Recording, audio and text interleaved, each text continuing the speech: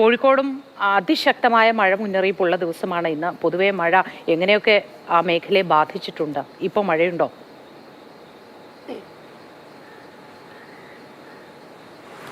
Good morning Moti.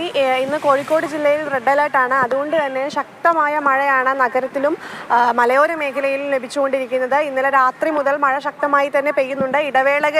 ഇടവേളകളിൽ പെയ്യുമ്പോഴാണ് കൂടുതൽ മഴ ശക്തമാകുന്നത്. അതുമായി ബന്ധപ്പെട്ട കോഴിക്കോട് ജില്ലയിൽ നിരവധി 4ഓളം ദുരിതാശ്വാസ ക്യാമ്പുകൾ തുറന്നിട്ടുണ്ട് എന്നുള്ളതാണ് ഏറ്റവും പ്രധാനപ്പെട്ട കാര്യം. അതായത് ഈ മണ്ണിടിച്ചിൽ ഭീഷണിയിൽ കഴിയുന്ന, വിവിധ മരങ്ങൾ വീഴുമോ എന്ന് ഭീഷണിയിൽ കഴിയുന്ന ഒരു 44 കുടുംബങ്ങളെ ഇത്തരത്തിൽ മാറ്റിപ്പാർപ്പിച്ചിട്ടുണ്ട്. കോഴിക്കോട് താലൂക്കിൽ 2 ദുരിതാശ്വാസ ക്യാമ്പുകളിലും വടകരയും കൊയിലാണ്ടിയും ഓരോന്ന് വീതമാണുള്ളത്.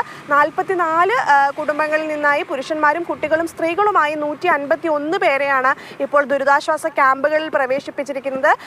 ഇപ്പോൾ ആ പ്രദേശത്തെല്ലാം ശക്തമായി വടകരയൊക്കെ കൃത്യമായ, അതായത് ഓരോ ദിവസവും കൂടുന്തോറും മണ്ണിടിച്ചിലും മറ്റ് മരം വീഴുന്ന ഭീഷണിയും ഒക്കെ തുടരുകയാണ്.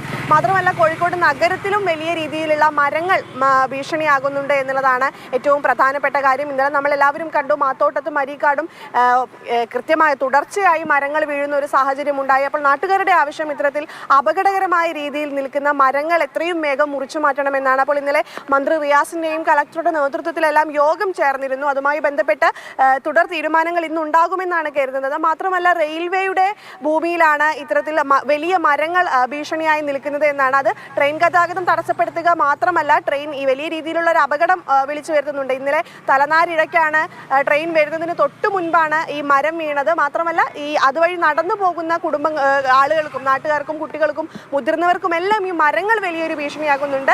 മഴ മാത്രമല്ല, കാറ്റാണ് പ്രധാന വില്ലൻ കോഴിക്കോട് ജില്ലയിൽ. അതുകൊണ്ട് തന്നെ നിരവധി സ്ഥലങ്ങളിൽ നഗരത്തിലെല്ലാം മരങ്ങളാണ് ഭീഷണി. എന്തായാലും ഇന്ന് തുടർ തീരുമാനങ്ങൾ ഉണ്ടാകും. മരങ്ങൾ മുറിച്ചു മാറ്റുമോ, അത്തരം കാര്യങ്ങളിലെല്ലാം ഇന്ന് തുടർ തീരുമാനങ്ങൾ ഉണ്ടാകാനാണ് സാധ്യത.